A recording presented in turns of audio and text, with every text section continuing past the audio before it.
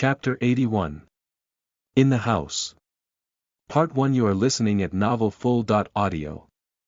Damien gave out a mischievous smile, the light from the lantern casting a shadow which made him look nothing less to the devil the church often spoke to stay away from.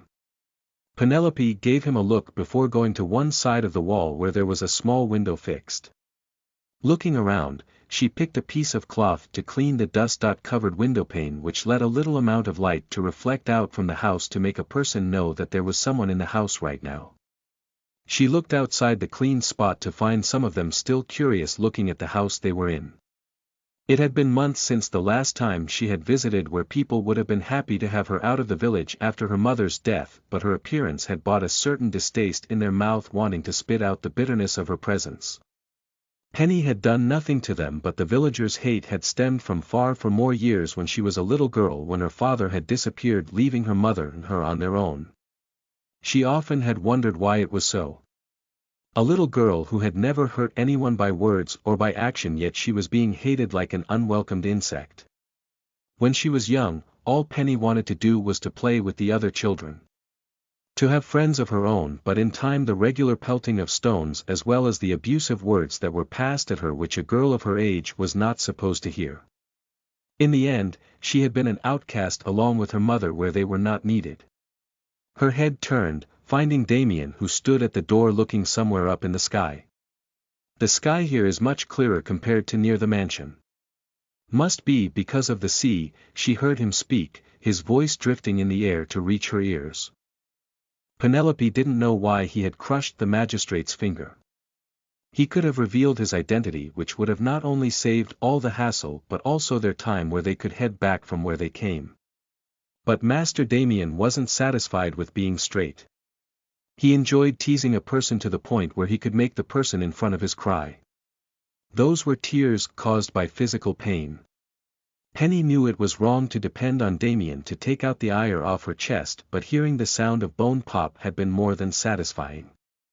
In her eyes, the magistrate was a man who had conned not only the poor people of her village, which had included her family, but also the higher-ups whom he reported to. Damien could feel the eyes of the girl staring at him. It appeared that something did happen, as she didn't look one bit worried when he had popped the bone to powder. "What happened between you two? What did Lingwin do to you that you refused to step on the stairs back there?" He turned his body so that he could face her, taking a step back. He leaned his back over the open door, his eyes meeting hers in curiosity. And then the question came to form in her head. Had he done it for her? Torturing the man for her sake? That couldn't be true, thought Penny to herself. Damien enjoyed torturing people in general regardless of how others felt about it. Be it letting others see blood oozing out of the fingers, or letting a person or more hear the painful screams that erupted through his praised mouth while he stood there with a certain calm expression as if he was basking in the glory of the pain they felt. "Why do you think something happened?" she countered back. "Because it seemed pretty obvious to me that there was something that haunted you, preventing your mind from letting your legs move any further. It is one of the most common responses we see in the court council and in the cells with the prisoners in there who often come by, visiting like a favorite guest," said Damien, waiting for her to start speaking. "Am I wrong?" Penny broke her gaze away from his, which moved to look down on the floor before it turned away to the other side of the wall as she breathed the response. No, this vampire was much smarter than what she had calculated him to be. His intuitive, observative skills were on point, which made her wonder what else did he find out about her or anything else around right now. "What happened?" Damien pressed an answer from her, taking a look at one of the lanterns from the next house that dimmed out as if the folks in there were going to sleep. "It is an old story which we have buried and forgotten," she said, trying to step away from the nosy question he asked for him to only pull her back in. "It doesn't look like it has been buried well and forgotten." Upon Damien's words, Penny's gaze went to meet his, where he stared right back at her. "Is it necessary? What concerns my pet, concerns me as well. It is my duty to make sure you are taken care of. Tell me while I am still being patient," he said, making her frown. Seemed that Damien had the ability to make one like him a little to the amount of a small grain of salt before making them annoyed for his overbearing nature.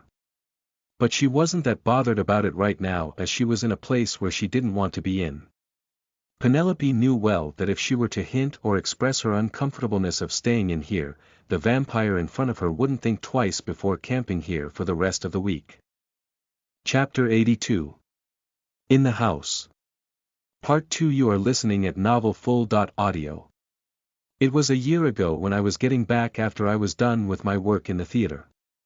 On my way back home I was grabbed by two men who were drunk and had no conscience. As Penny relayed the story to Damien, the pure-blooded vampire pulled out a cigar from his coat. Biting the end of it and using the same matchbox to light the cigar that was placed between his teeth, though I came back home safely, after an hour villagers came at the door, banging it and shouting, claiming that I had tried to lure men. One of the women who was walking by felt it to be the case. Calling out names as usual, she smiled sarcastically, exhaling from her mouth, they pulled me and started to throw things at me. My mother couldn't do much about it as her sickness had only invaded her body, making her sicker with every passing day. After some time the magistrate intervened, telling he would talk and settle the matter when in truth all he wanted was to run his hand on my skin. Her voice appeared distant. Damien took a deep swig from the cigar, his mouth blowing out the smoke which he had inhaled after some time. In complete seriousness, he asked her, "What did he do to you?" "Touched me." "Where?" It appeared that Damien wanted the specific details, and just knowing the man had touched her wasn't enough for him. "It was my legs." "Which part?" Damien could see the uncomfortableness that formed in Penny's eyes, but right now she was his pet and boundaries between them were something that he did not appreciate. "From my knees to the top of my thigh." "Closer to the middle." Penny stopped at that, pressing her lips. Most of the people in the higher position will take opportunity and pleasure with what they can make use of. There are only a few who don't and mind their work. You don't have to worry about him anymore. I will make sure he knows to follow up with this village's work diligently." Taking another puff from the cigar, he let the smoke mingle in his chest to release it in the wind.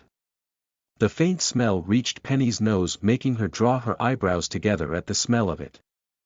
I know that. It was an obvious fact after all. People with power always trampled on others for their own use and purpose. For a local man or woman, people above them are always daunting and difficult to approach. But then it is not about approachability we are speaking of here. Damien had pulled out the cigar from his lips so that he could talk much clearly, his fingers holding the cigar in between each other. "If for you he is someone you are scared of, there is someone above him who he is scared of, which in turn makes everything into a similar pattern of food chain. He just knows I am someone you should not mess with, and he knows to not go complain unless he wants to perish from these lands." Seeing him take another puff, Penny asked the question she had been meaning to ask, "Master Damien," which gained the attention from him where his eyes and eyebrows lifted to look back at her, "can I ask you something?" "You already did." "Ask." He signaled her to go on. "Why did you decide to buy me?" After what Penny heard from Lady Maggie about Damien hating slaves because of what happened to one of his acquainted friends, she wondered why did he spend a hefty amount on her. In the few days that she had known him, she had tried to figure him out. For a few seconds, Damien didn't answer her, making her wonder if her words had reached him or he had decided to choose to ignore her. "Because it is you," came out the simple few words which didn't feel simple at all. What did that mean? Asked Penny to herself. He then asked her, "Does this house hold any sort of importance to you?" Throwing the cigar on the ground, he stepped on it with his expensive boots. She shook her head. He responded back. Pushing himself forward to stand straight, "Lock the door. I will meet you outside near to where the carriage is parked." With that he left her before walking away from the house, his footsteps falling one after another on the wet ground. Penny looked around the house, remembering some of the moments she had spent with her mother. With the way the mother and daughter had lived with each other all alone, there weren't many happy times to remember, but only a few countable ones. And even though they were only a few, those precious to her. Times like when she had plucked plants that could be eaten from the forest with her mother. Her young times were the most beautiful yet sad at the same time. She touched the walls wondering if the wall could speak, if it would reiterate the memories she had lived in the past so that she could miss her mother a little less. Her eyes prickled, her face feeling warm as her chest started to feel heavy. She stepped out of the house, pulling the door closed and locking it. As she worked on locking the door, placing the lantern down and turning the key, a shadow lurked from behind a house, its height small and a hood that was covered as the person continued to look at the girl who was locking the unused house. The person didn't take a step forward or to the side, with one of their hand that was placed on the wall of the house, the person continued to stare at her. Once she was done with the lock, Penny picked up the lantern and placed it on the hook outside the house, dimming the light until the fire exhausted itself. Chapter 83. In the House. Part 3. You are listening at novelfull.audio. With the screams that had taken place in the magistrate's office and a vampire strolling openly, the humans had gone inside the house to lock their windows and doors tightly. The village held no fond memories, and as she walked she could feel the glares which she tried to ignore. Walking to where Damien stood, who had been looking at her from a far distance. All done. What about the key? Asked Penny for him to say. I am sure the magistrate wouldn't mind me borrowing it for a bit. Smiling, he turned and stepped inside the carriage and Penny followed him. When the carriage started to be pulled by the 4 horses in the front of the vehicle, the village went away and far until it disappeared behind the forest trees. The night sky, which had been cleared, started to have clouds forming in the sky, and soon in the middle of the night, it would start pouring the expected rain onto the ground. Days passed by until the day finally came where Quinn's mansion was decorated in style for the celebration for the deceased mother of Damien and Maggie. It was the time of noon where Penny could see from the room how the servants were running around while trying to not make it obvious, which was obvious, to get the last preparation done in the mansion.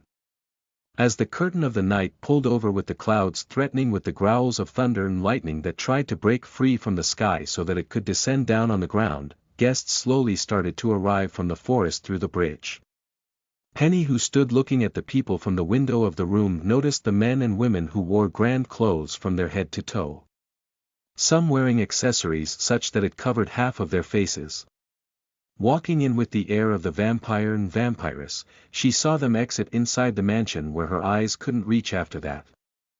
Penny, called Damien, who stepped out of the bath with a towel that was wrapped around his waist. When she turned around, she felt her heart trying to stutter while keeping her mind straight. This pure-blooded vampire had no ounce of shame in his body.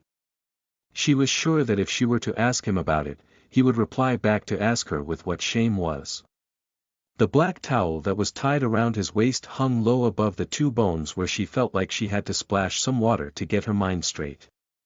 As he had only got out of the bath, there were drops of waters that slid down his hard chest.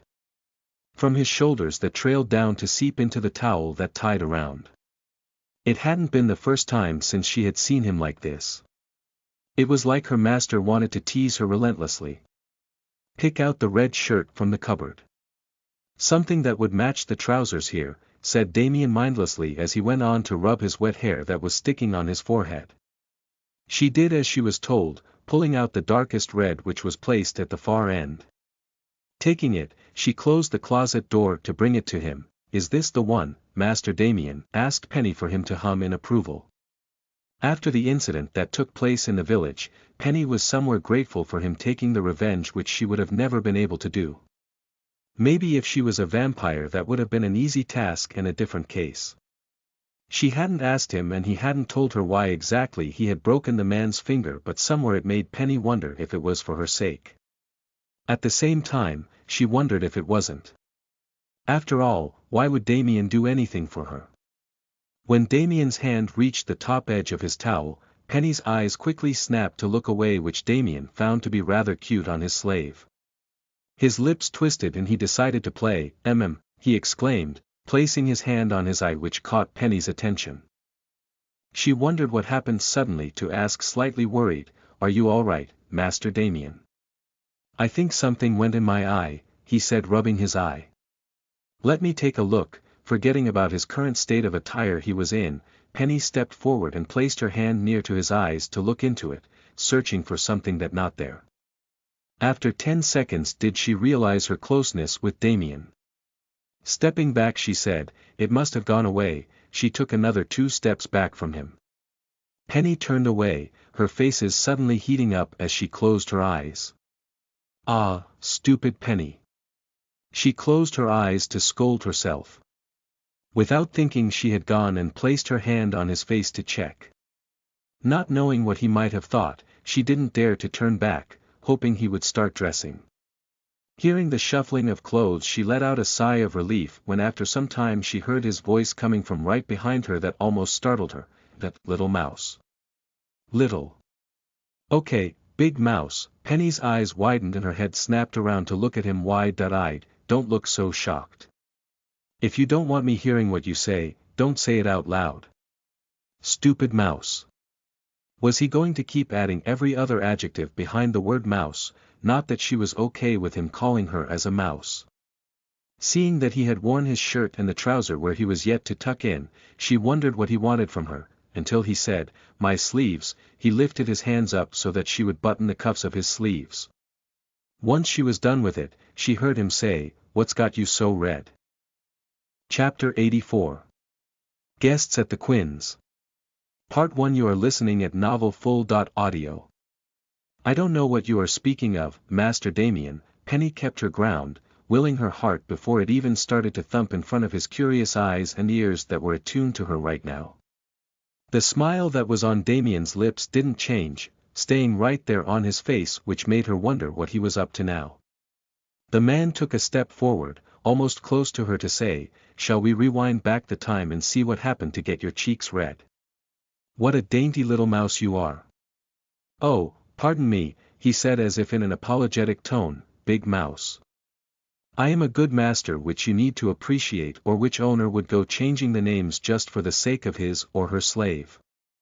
Right. Please don't call me big." It not only sounded odd but came out really oddly through his mouth as if he was trying to annoy and get on her nerves further. "But didn't you object of me calling you a little mouse?" His head c.o.c.ked. Now that he stood near her for longer than the time she had stood previously, she could smell the soapy smell that came emitted from him. The fresh and clean smell which would have made any woman drawn in closer to him, but Penny was no ordinary girl. Apologies for the earlier remark. Master picks the best names, Penny praised him, lowering her head to hear him chuckle where she lifted her head. "I know." Leaning closer to her only made Penny to move back where her back leaned for him to say, "Lean any more than that and you will fall back right on your bottom." Penelope, her name rolled on his tongue, his eyes watching her. "Yes, Master Damien. Do you remember what I told you a few days ago?" He didn't answer her, waiting for her to remember while making sure she was good at listening and following his instructions. To not wander too far and stick by close, her answer was satisfying to his ears. Good. As the sky continued to grumble, she could feel the clouds that friction against each other drawing closer the lands nearby where one could see it much clearly. It was as if the clouds were trying to draw in closer yet they didn't come near and stopped wherever they were. Her hands pressing on the edge of the window from which she saw, she heard Damien say, "The celebration will start soon," and at the same time, she heard a bell ring loudly, the sound of it resonating across the entire mansion like a beacon to everyone who was far away and to let the ones who were entering to know. Straightening his back, he turned around leaving her standing there while getting ready for the party that his family had arranged. Penny wondered why Damien had been stressing about it. It was the second time for him to remind her to stay close to him. What was he worried about? Asked Penny to herself. Damien was an odd man whose mood didn't fluctuate, rather it stayed on the crazy side of the scale which was most of the time constant. She wondered which other vampires were going to step in here today. But the vampires and vampiress which Penny was supposed to keep a watch for had already entered the mansion. It was only time when they would come to meet each other. By the time Penny stepped out of the room with Damien in front of her, he was dressed in a suit with his red shirt that was tucked in. A black coat that hugged his shoulder and top of his body which was left unbuttoned without care. The newly bought leather shoes slipped onto his feet which only looked chic with the attire he wore. His usual hair which often dropped on his forehead was now combed back. As they stepped down, Penny caught sight of the many guests who had come to attend the birthday of the late lady. Unlike many others who were dressed to the notch, Penny wore her regular slave clothes which were the oddest among the rest of the people who had come to Quinn's mansion. While a lot wore expensive clothing, the dress that she was looked nothing less to a vegetable sack. If she didn't know better with Damien who had bought her 2 pairs of shoes which she was yet to wear, she would have guessed that in the name to save money he had pulled out the sack and made clothes out of it. Though the guests greeted Damien, bowing their head no matter how old or young they appeared to be, it seemed like the man was well known who demanded authority in his presence. After all, this was his house and party though he hadn't helped in getting any of it ready. "Master Damien, happy birthday to your mother." 2 women who had been standing talking to each other turned to wish him. Their eyes were red but not red enough to hold the same status as him. But their clothes were made of fine material which could be considered to have been purchased from Isle Valley town. Penny had expected him to give his thanks by taking the wish but instead, he walked right past them as if they had not been there at all. She wasn't one of the 2 women who had wished him but that didn't mean she didn't feel the awkward atmosphere that had been created with his aloof or prideful behavior where he didn't consider to give a look at them. Walking behind him with her head bent down, she decided to quickly follow him then let the awkwardness hit her too. Walking past the women whose face had fallen, she saw the proud back of Damien, his shoulders wide which was covered in the coat that he wore. She was only following when she caught many eyes that fell on not only her master but also on her, their eyes lingering longer than necessary which made her feel extremely uncomfortable. Chapter 85 Guests at the Quinns. Part 2. You are listening at novelfull.audio.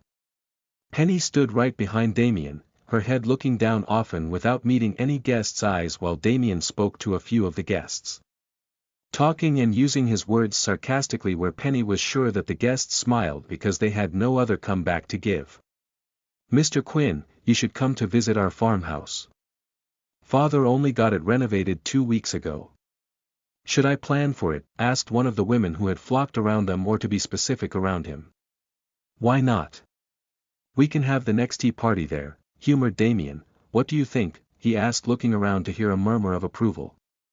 A man who stood next to the woman who had spoken about her farmhouse asked Damien, "Mr. Quinn, I heard your last expedition was a success. How did it go?"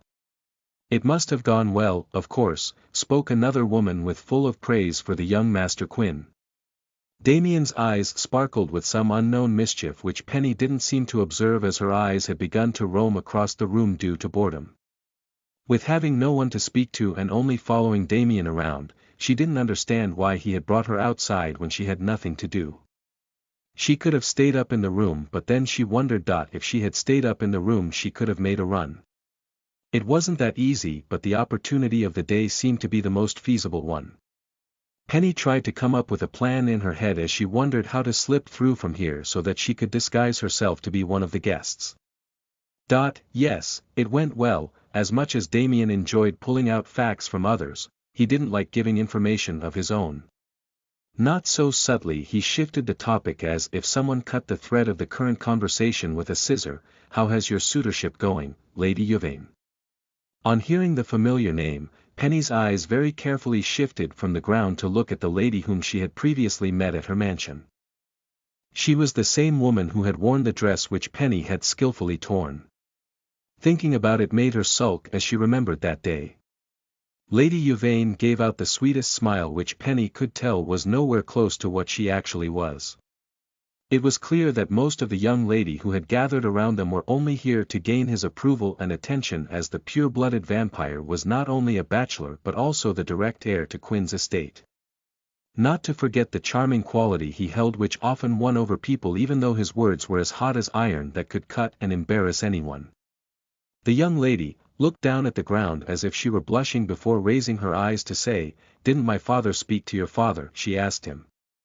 Damien gave her a clueless look like he didn't know what she was speaking of. About what?"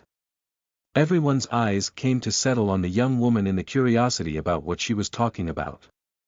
Lady Yvain blushed further to say, about our marriage everyone's eyes widened, which included Penny, who looked at Lady Yvain and then Master Damien. They were going to marry each other. Came out Damien's dead voice, which was enough to freeze the lands around the mansion. Lady Yvain looked surprised at unfriendly tone Damien had used with her. I haven't agreed to marry anyone. His lips then twisted up, his eyes cold. Have I expressed my undying love to you? Lady Yvain asked Damien for her to slowly shake her head. Lady Yvain, who was used to Damien's charming nature, for the first time was experiencing his cold behavior. No, but I thought. Just because Grace wants to marry your brother, using her to get to me, he paused before saying, I find women like that to be disgusting. Not that my sister Grace is any better. Everyone held their breath as he said it, a smile breaking on his lips. Excuse me, ladies and gentlemen, he said, leaving the group and walking up to Penny. Saw Damien walk towards a man who was dark-haired vampire, his blood-red eyes staring right through, similar to Damien but a little more intimidating. I didn't know you were going to come. Damien exchanged a hug with the man as if they were long-lost friends. For a moment it made her curious to think that Damien had friends, not that he couldn't, but his character was quirky enough to send one running to the hills before they were tortured. I wasn't, the man answered, the cross that he wore taking Penny's attention. The red stone in the cross appeared to be something more than a normal stone was. She didn't know why, but she was sure it wasn't an ordinary stone. Something swirled inside it which made her snap her eyes up at the man, his eyes as red as Damien himself. Reuben called me, asking me to be present in the court proceedings and meetings due to the recent increase in the deranged vampires.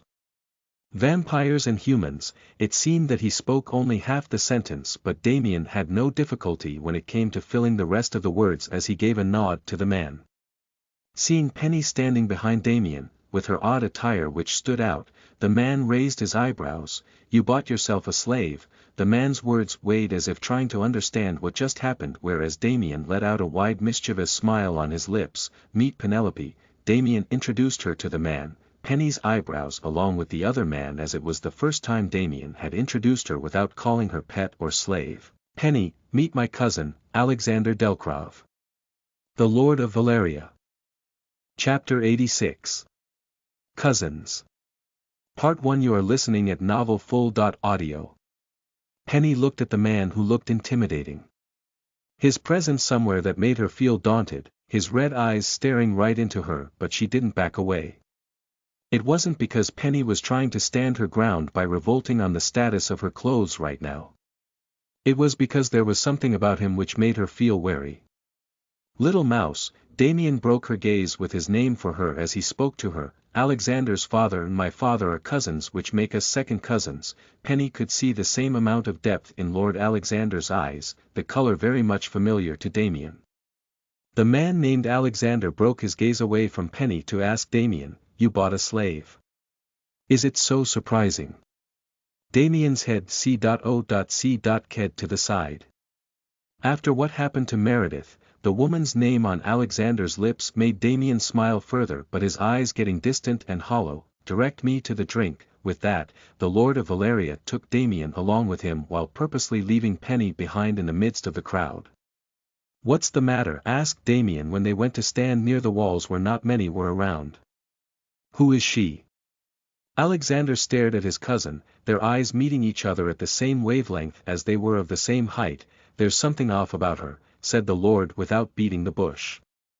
Damien stayed quiet, looking away from his cousin to look at Penny, who looked lost and alone in the hall, his mouth twisted. One side of his lips pulling up to a smile, but his cousin looked barely amused. Lord Alexander's expression didn't change. You already know, the man confronted, his thick eyebrows slightly furrowing. Damien gave his cousin a smile. The servant who was walking by with the tray above his shoulders with drinks on it. Damien stopped him, picking up 2 glasses and giving one to Alexander. She doesn't appear to be human, spoke Alexander, his head turning to look at Penny, who now had walked to the other side of the hall so that she wasn't getting the attention which she wasn't looking for. You should know better than to bring a slave into the mansion. Especially after what happened to Meredith. Not that I believe that you will receive the same fate, but wasn't it understood what humans are capable of? Alexander asked Damien, who had been swirling the drink in his hand. I am well aware of the intentions, but you forget who I am, Alex. The smile on his lips turned to one which was cunning. It was unfortunate for our dear friend to lose her life in the hands of her slave whom she had been feeding and giving roof. I don't believe slaves. Never have. He took a sip from his glass, the wine bursting on his taste buds before he swallowed it down. What makes you think this one is different? What do you think? Damien asked the question back for Alexander to look at his cousin skeptically, his eyes staring for some time before saying, Your mind works oddly, Damien. It is hard to even imagine what reasons you got her. The Lord chuckled, glancing at the girl again. He then asked, You called her by her name? Alexander looked back at the girl who stood quietly, her eyes trying to consume and take in what was in front of her, the crowd which bustled richly like bees without giving her a look. Even if one did, it was one of disgust to look down at her. My relationship with the slaves has never gone well, but when has it ever gone well with anyone? Slaves have always been weaklings that couldn't get back to where they were, falling deeper and darker into the pit where there is nothing to do but follow orders. That is how they have lived. Latching on to their owners like a parasite, but this one isn't. Damien took another sip. His eyes lazily looking at the guests who were in the hall. You want her to latch on to you. Meredith died because she believed the boy was innocent, kind and everything nice. It is one of the reasons why vampires, especially pure-blooded vampires, don't allow the people who are lower than them to get close. It is a person's folly to let their guard down to only be killed. You and I both know that slaves have resented their masters and mistress. With the lone fact that they were sent to the slave establishment because one day they would be sold to someone like us. The hate stems from that point and not after meeting their owners. Alexander knew the woman named Meredith, who was an acquaintance and a friend of Damien since they were young. By age, Alexander was only 2 years older to Damien, but his cousin was much mature in his own quirky way that strangers found it hard to understand. For someone who didn't care about it anyone, Alexander found it rather odd that his cousin had picked up a slave from the establishment or from the market when he wasn't fond of them. A slave's nature could be categorized in 2 forms. One who was docile and followed what their owners had to say, while the second one who didn't follow through often ended up dead. The sad part of the high society was that the people who belonged to that status could do anything they wished with the slaves, which also involved death as they found it fit to be. A lot of issues and discussions had come up over the years in the Council of Men. Some who didn't think it was necessary, while some who wanted to protect the lives, as there were a lot of cruel people who cared less about the slaves by having their necks snapped or killing them brutally, which they didn't deserve to go through. Chapter 87. Cousins. Part 2. You are listening at novelfull.audio. As Damien completed his drink, Alexander said, Changing a slave's nature with what they go through is difficult. He said it because he knew the ways of the slave establishment. Though the establishment was not located near Valeria but near Woeville and Bone Lake, Alexander, being one of the 4 lords, kept his eyes and ears on everything that moved and breathed. Damien nodded his head, knowing what Alexander was speaking about. The pain and torture one went through in that place broke one's very soul and resolve. It was one of the main reasons many slaves were turned to obedient, willing beings who depended on their owners for shelter and care. While also fearing the torture which might come to one if they did something disagreeable in their eyes of the master and mistresses. A person who entered that place never came out to be the same. People who were strong and unwilling to change often ended up being trouble there before they were either broken down to the point they turned their entire personality or worse, killed. Who told she was a slave? Came out Damien's words, making Alexander raise his brows. She's not a slave, just for the sake of the name. She's a very free woman, chuckled Damien.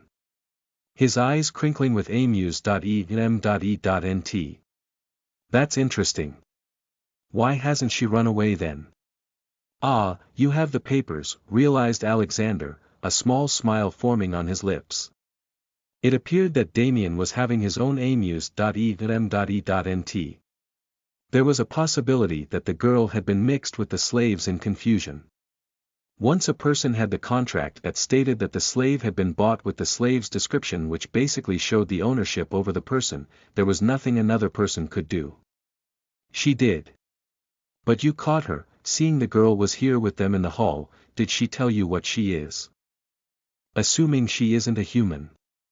I doubt she knows, Damien replied, placing his empty glass on the tray when the servant walked past them. Walking away from the hall with Alexander next to him, he said, her mother died a few months ago and her father went missing. Alexander's eyes narrowed listening to this. It is the father whom you need to watch out for. I sent Cream to get information on the village. Talking about the village, I have someone very interesting for you to meet there. As Damien said this, Alexander knew it wasn't out of fondness his cousin was making him meet whoever he wanted him to meet. Why do I feel like I have to be wary about this man and your relationship? Don't go killing people. Apologies, torturing I mean, Alexander corrected himself. Damien grinned at his cousin's words, mischief in his eyes as they spoke about the council. Back in the hall, Penny wasn't sure what to do as she stood idle. At least previously she was following Damien around like a little pet cat, but with him not in the room she looked at the guests. Men and women who wore rich clothes and jewelry covered either their necks, ears or hands and fingers.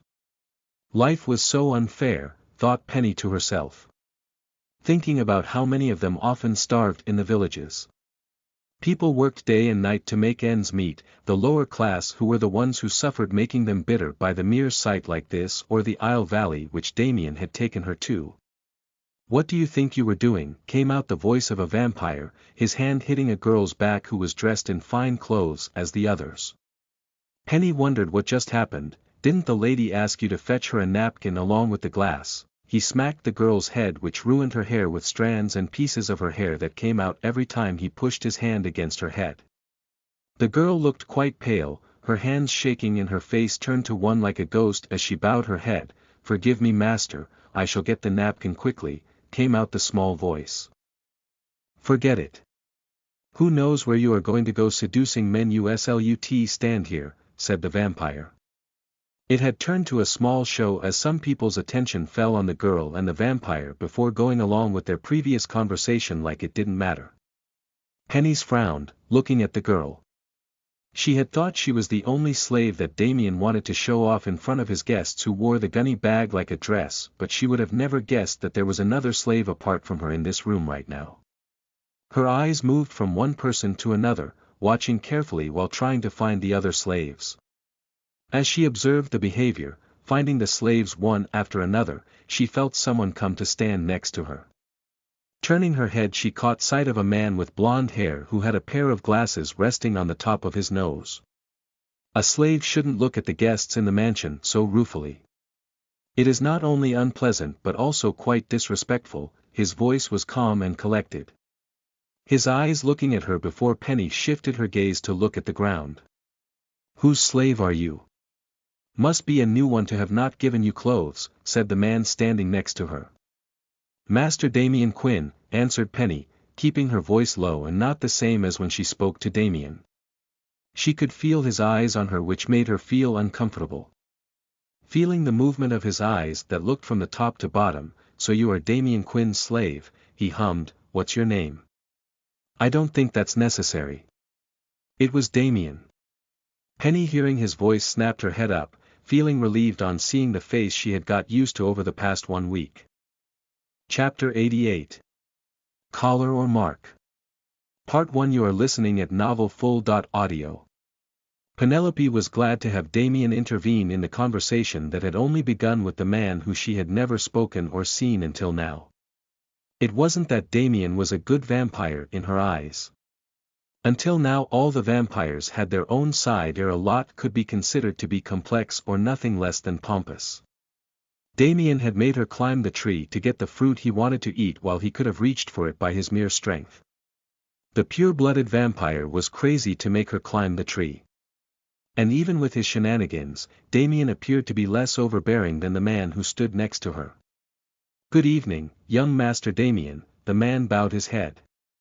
His blonde hair that had been resting on his forehead moved away from his forehead as he bent his head to stick back when he raised his head to meet Damien's eyes. "Evening, Robarte," Damien greeted back. Penny, who had been close to the stranger named Robarte, moved closer to Damien instead. "Is this your rumored slave?" asked the man. "You shouldn't let the slave out in the open, especially with no collar around the neck. It will make one think she's freely available for people." Penny tried to comprehend what the man said, and as she did, she felt it be disgusting. Though she tried to keep her thoughtful expressions to herself, the sourness on the meaning of his words was enough for the man to catch. "I would have, but there is no need for her to have a collar in my own home. People should know it better than go taking an interest in things that don't belong to them. Only a shameless man or a woman could do that." Damien gave out a charming smile to the man, who smiled back with a calm one. Damien knew Robarte. He had met and spoken to the man during several other past occasions, knowing the man to be someone who was gentle and polite.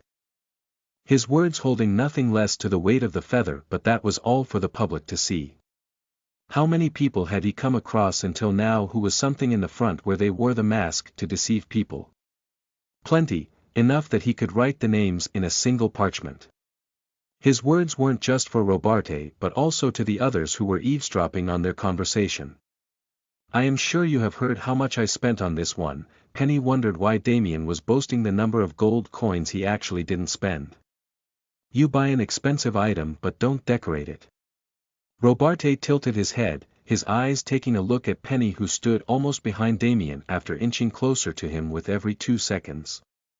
"Why do you concern yourself with something that is not yours to worry and keep?" asked Damien without holding back his words. Penny didn't know why, but she didn't like this man who was with them right now. And it made her happy that Damien was waiting the man off. By talking about people being shameless, he had indirectly called the man here to be low enough to look at her when she was of no concern to him. Robarte brought his hand up, which had the glass of wine in it. Bringing the front of his wrist close to his wrist, where he said, "I apologize, but don't take me wrong. I was only wondering why you bought something expensive but didn't bother to present it well. What is the point of buying something if you can't present it? Don't you think what I say is right?" asked the blonde man, his red eyes staring at Damien, who looked back at him with the same intensity. Things that are brought for higher value don't need to be decorated. This girl is beautiful enough where she doesn't need expensive clothes to be bought and worn, adorning her as dumb doll. Like others have, answered Damien coolly, the smile still on his lips, a grin raising up higher on his face. "I like my investment to be once than waste my money over and over again." "Don't you agree?" he asked him back. Hearing the words coming out from Damien's lips, Penny could feel the heat of embarrassment that crept up from her neck to her cheeks. What was this stupid master of hers doing, stating how she looked and comparing her with the other slaves? He and she both knew that technically she wasn't a slave right now, as like the others she didn't bear the mark of the establishment on her skin. If it weren't for the handover papers he had from the slave establishment which he had received after buying her. The parchment paper stated his ownership over her, and if it weren't for that she would have been free to walk away. Or run away in her case, but she didn't know where the paper was. When he had left her alone in the room, Penny had searched his room, going through the things to find out where she could find it so that she could throw it in the fireplace of the room. But it wasn't Penny who had caught on to Damien's words about her as she stood behind him, but also the other guests who were listening to him speaking to Robarte. The society they lived in was such where rumors and words spread out like wildfire in the forest. Most of them already knew about Damien not taking a liking to the slaves. Another thing was that a lot of vampires and humans knew the way Damien dealt when it came to the matter of money. For a pure-blooded vampire who was thrifty, to spend money on a slave for 5,000 gold coins was quite baffling to them. But it wasn't just that, but he had called his slave to be beautiful while putting the other slave owners down, telling how they were trying to beautify their slaves as they weren't pretty enough. Chapter 89. Collar or Mark. Part 2. You are listening at novelfull.audio. Some of them glanced at the girl who stood behind the queen. Truthfully, she looked rather pale, and the slaves others had was prettier, which made them doubt on his views on what was beautiful. It was agreeable though. Not many could manage themselves and look beautiful in a potato-looking sack. And though she had been allowed to take a bath, her hair was unkempt as it had been days since she last got to comb it. I think I understand where you are coming from. I bought a slave myself, she's beautiful. Agreed Robarte, his eyes glancing towards Penny where their eyes met. Her green eyes sparkled from the rest of her face. That's good to hear. Now if you'll excuse us, said Damien, grabbing Penny by her arm and taking her outside the hall. Penny, not knowing what was up, didn't go to question him, but finally, when they did come to stand somewhere more secluded than the rest of the floor, he said, "We need to do something about people knowing that you belong to me." "Don't look at me like that," said Damien with his eyes narrowed with an unhappy expression. Looking at the people who were walking by, he raised 2 fingers of his so that she would pick one. "What is this?" she asked, looking at his elegant fingers that were much better looking than her own. Master Damien sure did take care of himself well. "You either get a collar or a mark," Damien's deadpan voice came out, a little impatient.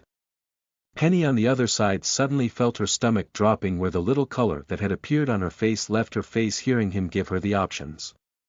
A collar was usually tied for animals, for pets, which made her feel extremely uncomfortable. She was in no sense an animal that was supposed to be tied. "I am not an animal, Master Damien." Her heart sunk at the state she was in. "All right then. You will be marked," he declared, raising bells in her mind. "What? No." She stepped away from him. Taking another step away as if it made much difference, she received a dead look from him. "You are here where I am, therefore making it lucky. If we were in another person's house today, you would have been bitten and left dry after the last drop of your blood was taken out of your body. Not all vampires are as nice as me who bothers to give you options. Let me free then." Though they weren't outside in the garden or on the bridge, Penny could feel the chillness started to creep around them with the mere look Damien gave her. His eyes turned cold and vacant, which made her heart shudder. "Don't test me, Penelope. I am usually in the worst mood during this time of the year. I am not a patient man, I have the worst patience unless you haven't noticed it," spoke Damien, his eyes that looked empty.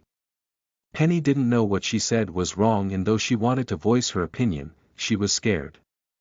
Nonetheless, with a huge effort, she tried to speak as he had told her last week that he didn't mind her speaking her mind out with him. "Master Damien, if you don't want any harm to befall on me, you can choose to not take me to the places that are unsafe. Would you like to rot in my room? But even the rooms aren't safe. You see, I don't trust people that easily. I have trust issues, especially when it comes to slaves, but I am willing to put my trust in but not in your safety. Do you follow what I am saying?" he asked, staring right at her. "Don't worry.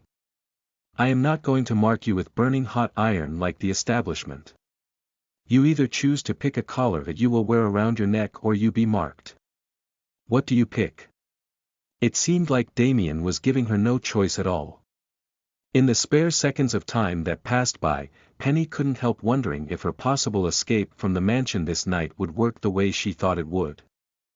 She didn't know what mark Damien was speaking of. If it weren't for the hot iron, how else would he mark her to make it known that she was his slave?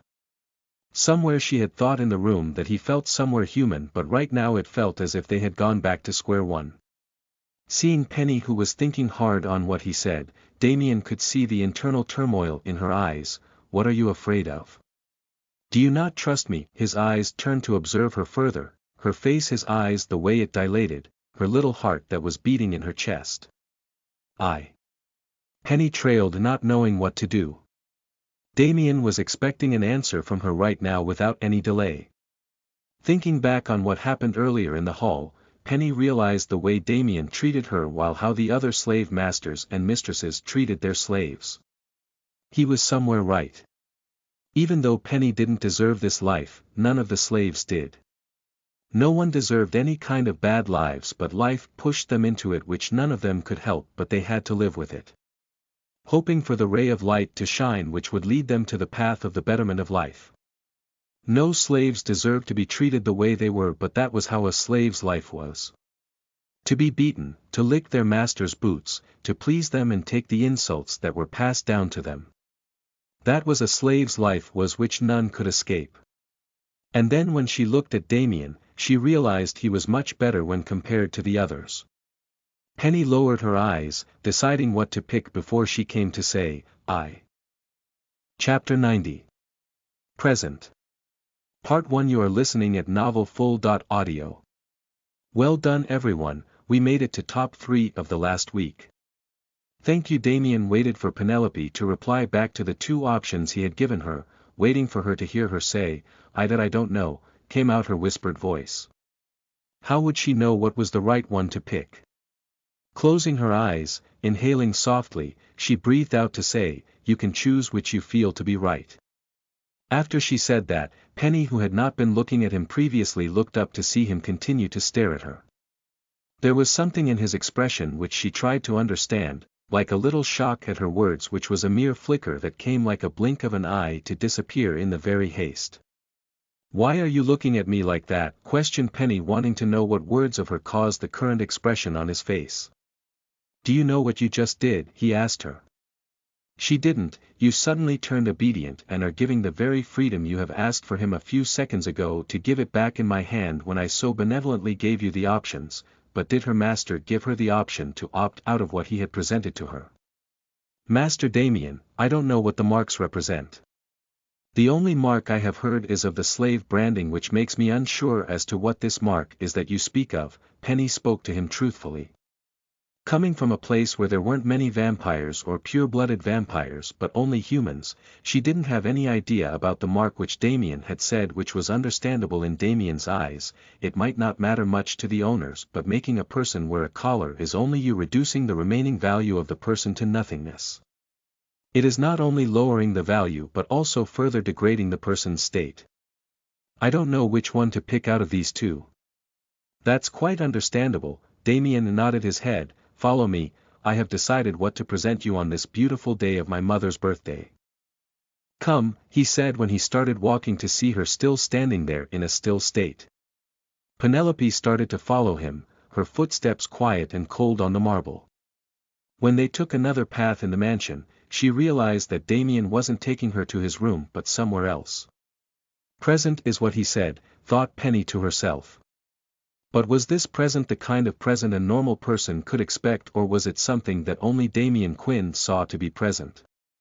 She had often heard of how people belonging to the rich often gave out presents to the poor. Though these presents were poor which were used, they were given down to the servants, which made the poor happy as they could have never be able to afford such things. Penny could only hope for Damien to present her some clothes maybe.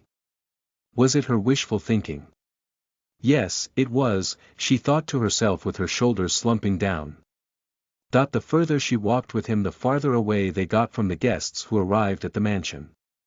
As they walked, did she notice that Damien was taking her up to the place which she had heard from Lady Maggie that Damien disliked anyone coming up here. Touching things that were in here was not something he liked, which made her wonder if Lady Maggie had been spared from his anger. But had she ever seen Damien angry? She hoped she didn't have to see. A man like Damien reacted differently than what a normal person would react to. Opening the door to the attic, she stepped inside for him to say, "Close the door." His voice was quietest right now. There was no music, no words of whispers which belonged to jealousy or cunningness of people who now were at the mansion. They were far away from it. Silence enveloping both of them, the peaceful atmosphere somewhat making Penelope's heart quiet now, just like the surroundings to harmonize with it. Damien walked around the room. Walking somewhere far and deep where items were placed in there, leaving Penny standing until he returned back with his hands in his pocket. Let me enlighten you on the marks that a vampire or a pure-blooded vampire can leave on people, said Damien, walking towards her to only deviate and open the trunk which had been unopened the last time when she had accompanied Lady Maggie. Her eyes looked at Damien where a shadow cast itself with the minimal light that came through the windows. The most basic marks are the temporary bond which can be erased easily. It is a protection bond which is placed to let others know that the person who has been bitten is now under the protection of the person who has bitten him. Next, the master-slave bond. As the name so implicitly states, this bond is given by the master to his slave. The purpose of this bond is that a master can know and feel the intentions of his slave if ever someone has thoughts that contain malice. It is much easier to get rid of people that way. You must have not heard, but there was this one family who didn't leave the master-slave bond. Most of the time, especially in the case of purebloods, they don't take the chance. The family had been liberal, which led to deaths because of their housekeeper who had poisoned them. Penny understood where he was coming from with the examples he gave her right now. She wondered about the poor family who had gone through the loss of the family members. It was understandable where Penny knew that every side had good and bad. There were servants and slaves who wanted to get rid of their masters, while on the same lines there were other masters or mistresses who didn't mind getting rid of a meager servant, especially if it were a human. There's the soul bond. It is a special bond in which only people who are in love can place the marks, and the feelings need to be mutual. You cannot mark someone to call them your soul mate because it would never work. The soul bond is such that if one of the people dies, the other soon follows. Though I doubt it happens every time. There have been rare cases where the other person has lived, but it is a belief that both of them are meant to be together in life or death, following each other for eternity. Damien paused for a few seconds, seeing if Penny was following what he said. Her curious eyes continued to follow his actions as he rummaged through the things inside the trunk. Penny, on the other hand, could feel her palms sweat, which she subtly tried to rub against the dress that she wore. Digesting the new-found knowledge, she came to believe that Damien was going to leave a master-slave bond on her. She then heard Damien chuckle to say, "Did you think that was all?" There was more. There's one bond which many people aren't aware of. Some of the most ancient pure-blooded vampires of existence. The first race that ascended down to these lands, they had another bond which has never been passed down and has been left as a secret.